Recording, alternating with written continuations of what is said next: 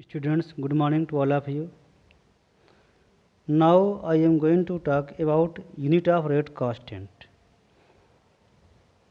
जैसा आपने देखा कि जनरल रिएक्शन हमारा ये था A प्लस बी और ये फॉर्म करता है C प्लस डी।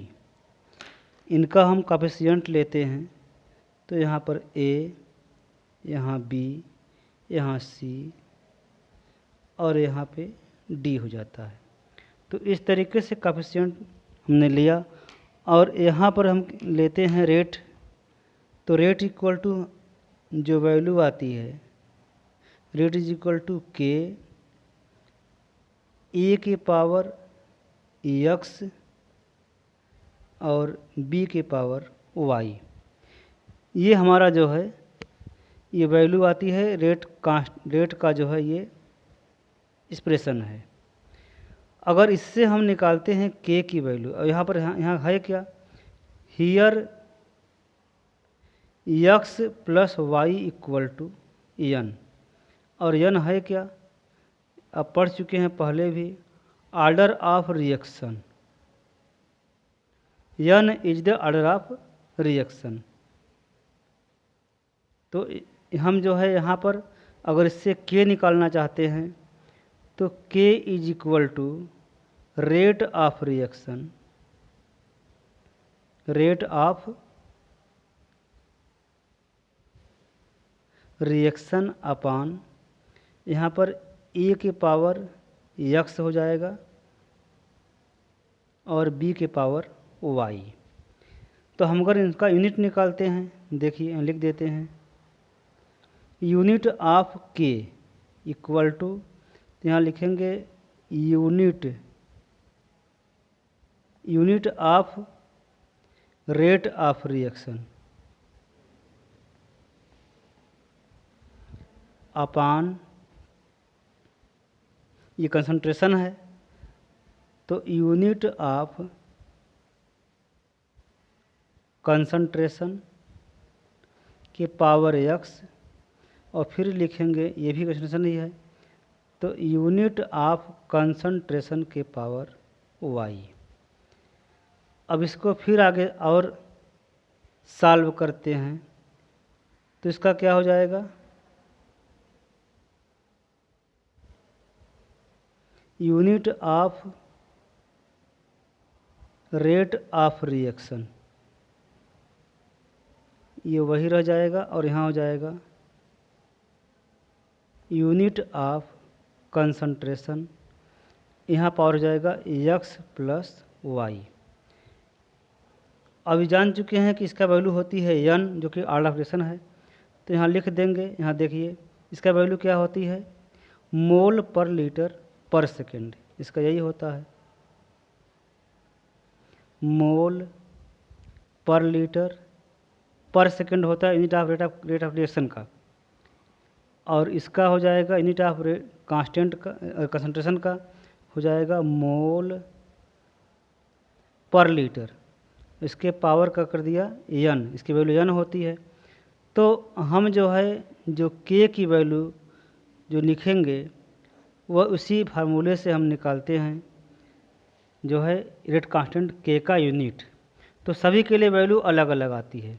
अब हम बात करेंगे यहाँ पर for zero order reaction, for zero order reaction. देखिए यहाँ लिखेंगे यूनिट ऑफ के, तो यहाँ हो जाएगा मोल पर लीटर पर सेकेंड अपॉन मोल पर लीटर,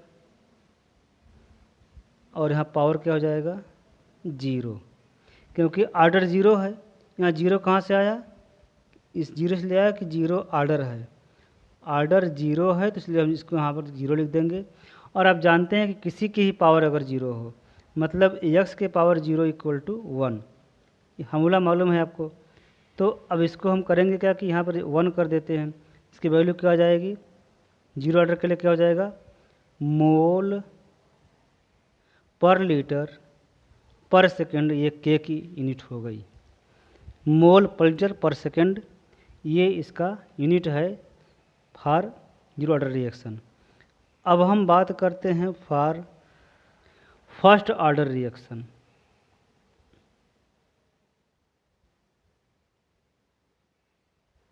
फर्स्ट ऑर्डर रिएक्शन देखिए, इसमें हम निकालते हैं यूनिट ऑफ के, तो यहाँ हो जाएगा, फिर देखिए वही वैल्यू है मोल पर लीटर पर सेकंड जो ऊपर लिखा है यहाँ पे, और अपान यहाँ लिखेंगे मोल पर लीटर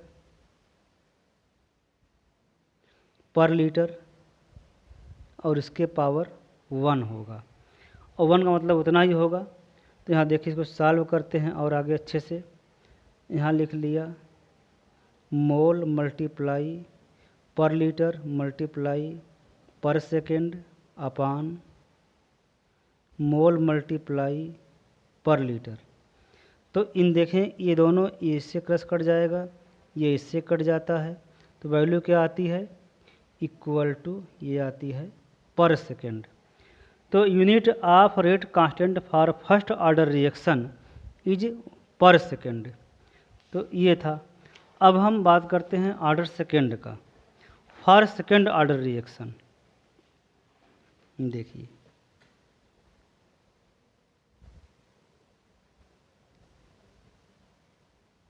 सेकेंड ऑर्डर रिएक्शन, इसमें भी हम निकालते हैं यूनिट ऑफ रेट कांस्टेंट के। तो यहाँ हो जाएगा मोल पर लीटर पर सेकेंड, और वहाँ पे आता है मोल पर लीटर, और यहाँ पावर 2 कर देते हैं, जिससे आप यहाँ पर किए थे, यहाँ पर 0 किया था मैंने, ऑर्डर 0 था, यहाँ पर 1 कर दिया क्योंकि यहाँ पर ऑर्डर फर्स्ट था, और यहाँ हम जो है 2 कर दिए हैं, तो क्योंकि यहाँ पर ऑर्डर क्या है, ऑर्डर सेकेंड है। तो इस तरीके से इसको हम कर लिए। इसको सॉल्व करते हैं तो देखिए मोल पर लीटर पर सेकेंड हुआ अपान मोल स्क्वायर नीचे पावर -2, ये हो गया। अब इसको आगे सॉल्व करते हैं तो देखिए क्या हो जाएगा, इसमें इक्वल टू मोल के पावर 1 और -2 हो जाएगा, ऊपर जाकर -2 हो जाएगा। फिर इसके बाद लीटर के पावर यहाँ 2 हो जाता है और यहाँ पर -1। इसके बाद फिर सेकेंड के पावर -1। इसको सॉल्व करते हैं तो यहाँ आ जाता है पर मोल -1 हो जाएगा, फिर लीटर हो जाएगा, और यहाँ पर सेकेंड। देयरफॉर तो के इक्वल टू क्या हो जाएगा, लीटर पहले पॉजिटिव कर देते हैं पर मोल पर सेकेंड। ये आता है के की यूनिट किसके लिए, फॉर सेकेंड ऑर्डर के लिए। तो इस तरीके से हमने देखा कि यूनिट ऑफ रेट कांस्टेंट के is depend on the order of reaction. तो यही था जो है, इससे हम इसको निकाल सकते हैं। अब देखिए आगे हम बात करेंगे, नेक्स्ट टॉपिक हमारा आता है वो है इंटीग्रेटेड रेट इक्वेशन।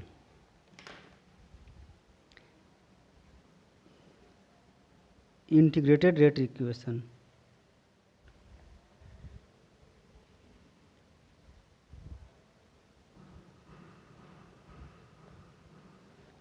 ये पॉइंट है।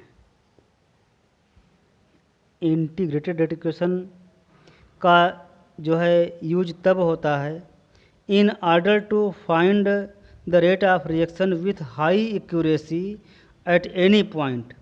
किसी भी पॉइंट पर जो है हाई एक्यूरेसी के साथ हमको रेट ऑपरेशन निकालना हो तो हम इसका इस्तेमाल करते हैं। तो यहाँ पर जो है अलग अलग आर्डर के लिए उनका जो वैल्यू होता है, जो फार्मूला है, अलग अलग है। तो सीक्वेंस से हम स्टडी करेंगे। पहला स्टडी करेंगे हम for zero order reaction.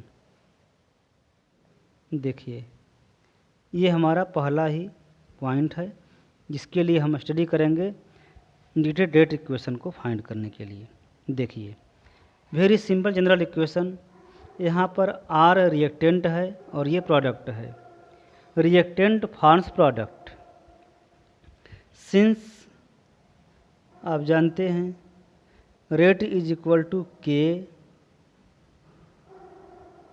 Are के पावर, यहाँ आर पावर जीरो कर देंगे। क्यों जीरो किया पता है? क्योंकि यह जो है जीरो ऑर्डर रिएक्शन है, इसलिए ऑर्डर जीरो कर दिया, जीरो ऑर्डर रिएक्शन। ठीक, इक्वेशन नंबर इसको फर्स्ट मानते हैं। और दूसरा रेट निकालते हैं, rate is equal to minus d r by d t. ये इक्वेशन नंबर सेकेंड है। इन दोनों इक्वेशन को हम दूसरे से मिलाते हैं। यहाँ लिखते हैं by combining both equations.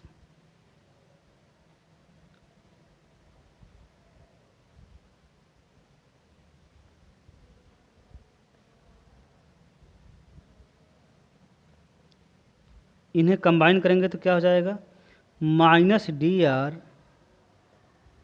By d t, ये हो गया इक्वल टू के आर के पावर जीरो। इसको अब हम जानते हैं सिंस एनीथिंग के पावर जीरो अगर है तो इसकी वैल्यू क्या होती है? 1 होती है। तो इसको हम और अच्छे से सॉल्व करें। Minus d r by d t equal to k, क्योंकि इसकी वैल्यू जाती है 1, तो वैल्यू जब उसकी 1 होगी तो इसका मतलब कि इसको हम मल्टीप्लाई करेंगे के में तो उसकी वैल्यू 1 आएगी। मतलब के मल्टीप्लाई 1 इक्वल टू के। तो इस तरीके से इसको हम खाली के लिख दिया। तो यहाँ पर जो है आगे इसको सॉल्व किया, माइनस को इधर ले आया, तो यहाँ हो जाएगा d r by d t is equal to minus k. और फिर और इसको सॉल्व किया तो यहाँ हो जाएगा d r is equal to minus k d t. ये इक्वेशन बना। अब हमको ये देखना है कि अगर टाइम को जीरो कर देते हैं, 1 मिनट, अगर यहाँ पर हम जो है डी आर, ये आपका रेफरेंशियल फॉर्म है, अब इसे करेंगे इंटीग्रेट। तो अब लिखेंगे यहाँ पर इंटीग्रेटिंग ऑन बोथ साइड्स। देखिए integrating the above equation on both side, यहाँ लिखेंगे इंटीग्रेटिंग ऑन बोथ साइड्स। तो यहाँ देखिए इंटीग्रेट जब करेंगे तो यहाँ पर जो वैल्यू है डी आर में से डी को हटा देंगे और यहाँ से डी को हटा देंगे डी टी में से, और यहाँ एक कांस्टेंट आता है, वहाँ पर प्लस आई ऐड कर देंगे। देखिए तो यहाँ हो जाएगा are equal to minus k T plus आई। ये जो वैल्यू यहाँ पर आएगी डी आर के जगह पर हम क्या लिखेंगे? आर कर देंगे equal to minus k d T के यहाँ पर के टी कर दिया और प्लस आई कर दिया। इक्वेशन नंबर हमारा ये थर्ड बन गया। अब देखिए इक्वेशन नंबर हमारा थर्ड जब बनता है तो इसमें हम एक आगे देखते हैं कि at t equal to zero, तो जो आर की वैल्यू है पूरी रहेगी, इनिशियल रहेगा, क्योंकि टाइम बदला नहीं तो आर की वैल्यू आर जीरो ही रह जाएगी। तो पुट कर देते हैं वैल्यू। तो देयरफॉर यहाँ पर आर है, वहाँ आर जीरो कर दिया, यहाँ पे r zero equal to minus k, और जहाँ टी लिखा है वहाँ पर जीरो कर दिया और प्लस आई कर दिया। तो therefore I is equal to, यहाँ पर आर लिख दीजिए, R I is equal to क्या हो जाएगा? आर जीरो, क्योंकि यहाँ इसकी वैल्यू पूरी जीरो हो जाएगी तो I equal to R zero. अब आई की वैल्यू हम पुट करते हैं क्वेश्चन नंबर थर्ड में। यहाँ लिख देते हैं पुटिंग द वैल्यू ऑफ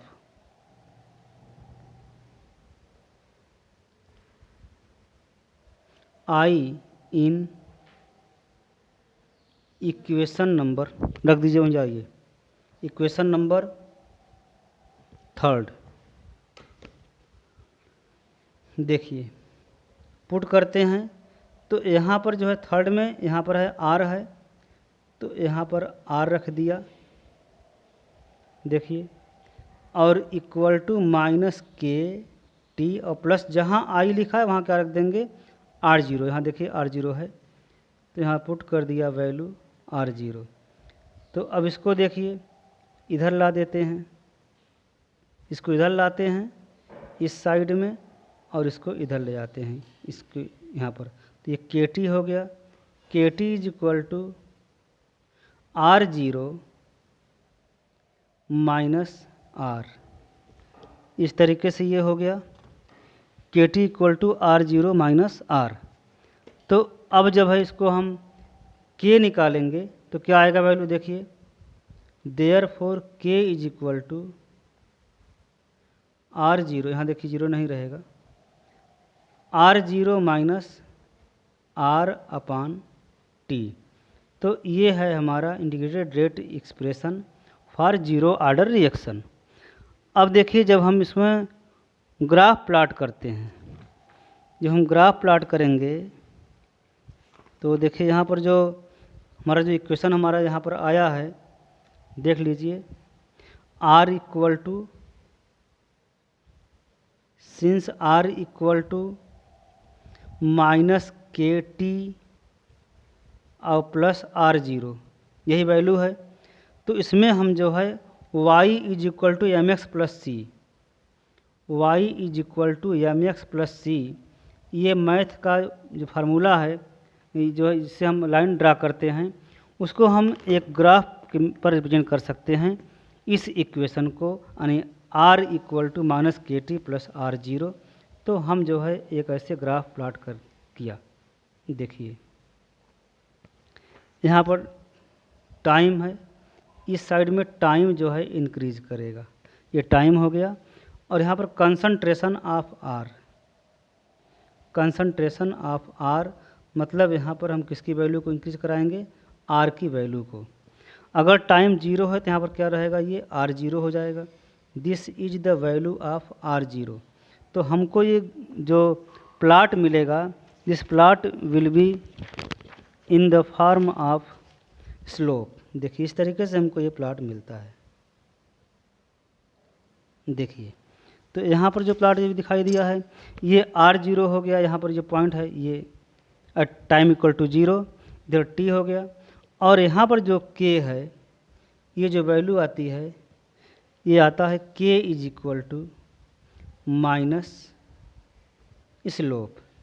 देखिए टाइम का यहाँ पर मैंने ग्राफ खींचा है और ये आर की वैल्यू ले लिया है, ये इंटरसेप्ट जो है यहाँ पर जो फिक्स वैल्यू है ये आर जीरो की वैल्यू आ गई है, और के जो है हमारा रिप्रेजेंट करता है माइनस में है तो यहाँ पर माइनस स्लोप शो करता है। तो ये डाउनवर्ड जो है हमारा ये प्लॉट मिलता है, तो इसे हम कहते हैं graphical representation of first order rate expression. तो आज स्टूडेंट्स इतना ही, और नेक्स्ट डे कल हम फिर बात करेंगे नेक्स्ट टॉपिक पर, वो है हमारा ये integrated rate equation for first order reaction, इस पर हम बात कल करेंगे। Thank you very much to all of you.